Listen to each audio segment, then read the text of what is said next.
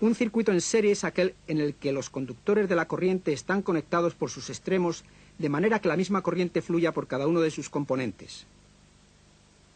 Un circuito en serie tan simple como este puede estar formado por una resistencia de 10 ohmios, conectada a un acumulador de 12 voltios.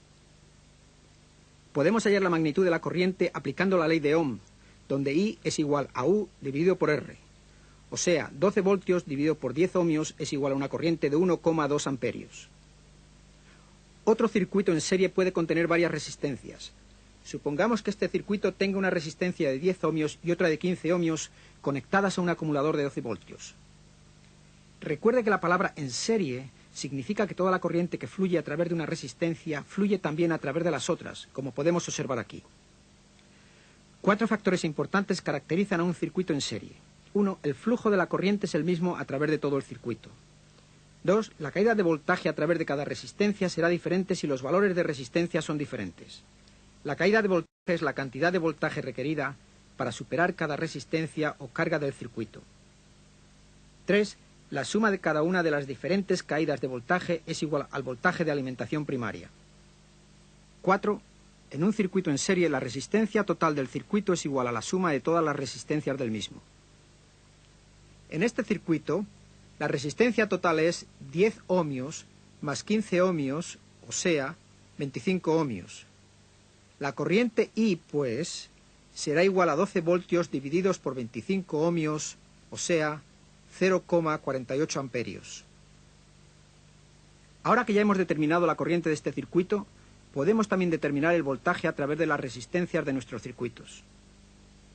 La fórmula que se usa es U igual a I multiplicado por R, o sea, 0,48 amperios multiplicado por 10 ohmios es igual a 4,8 voltios. Para la resistencia de 15 ohmios obtendremos el siguiente resultado. 8 y 7,2 voltios respectivamente son las caídas de voltaje en el circuito. La suma de todas las caídas de voltaje en un circuito en serie debe ser igual al voltaje de alimentación primaria.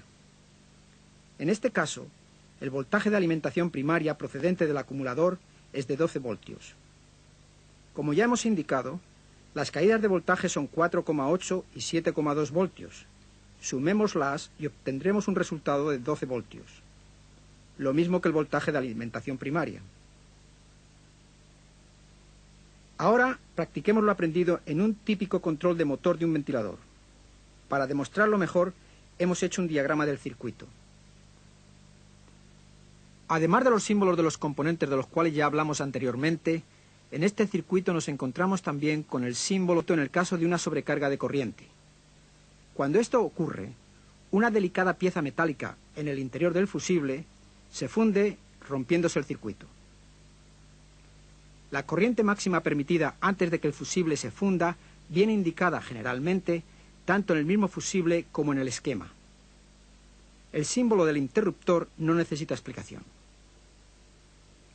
Cuando el interruptor del ventilador se encuentra en la posición baja, low, se producen 3 caídas de voltaje en este circuito, en las 2 resistencias y en el motor del ventilador. La suma de las caídas de voltaje en las diferentes posiciones del interruptor es igual al voltaje del sistema, tal y como dice la regla. También, cuanto más baja era la resistencia total del circuito, más alta era la corriente. Y por otro lado, cuantas más resistencias conectadas en serie haya en el circuito, más baja será la corriente.